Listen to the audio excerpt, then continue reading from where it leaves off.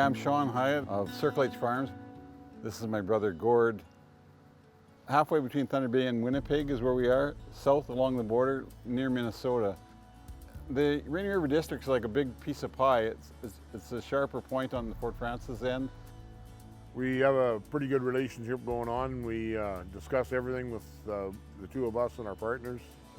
Working with the neighbors and the land and the environment, it really makes it worthwhile. Pretty much all our pastures are all just native grassland. We don't plant any of our pastures, we don't fertilize any of our pastures.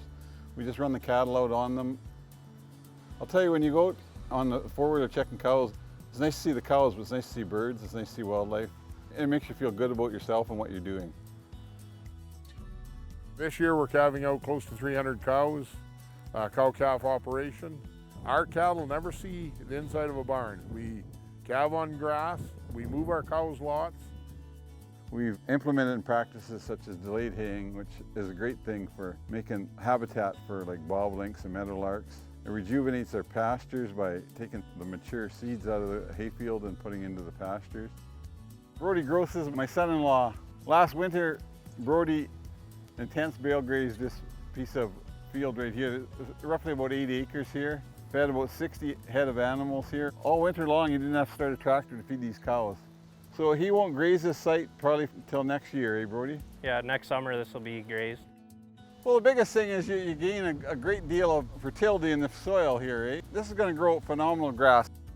We just come over from where I'd wintered the cattle there, and you seen where there was nothing. Like it's basically just hay and stuff on the ground. Over here is a couple years later. This is the type of grass you get. This grass is very good for the cattle, but it's already really good for the wildlife. There's lots of birds out here, there's rabbits, there's coyote population up here too, which you need.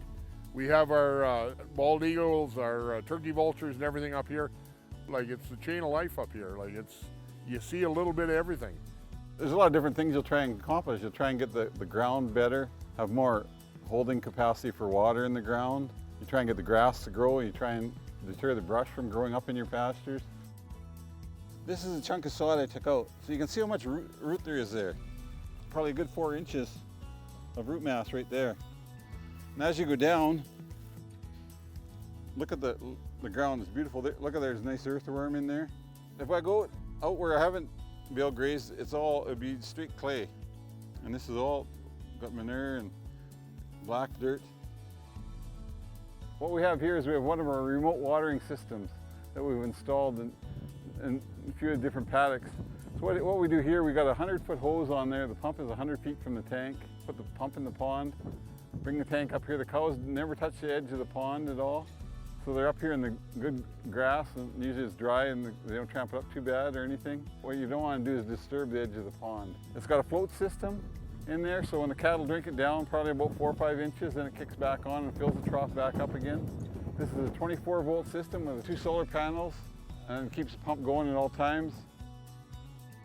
It'd be nice to think that I've been here for 60-some years, and it's going to go on for another hundreds of years as far as that goes. And if you can pass it on down to your kids, teach people, teach your kids, teach your grandkids how to look after the land and work with nature, that's a great thing, I think.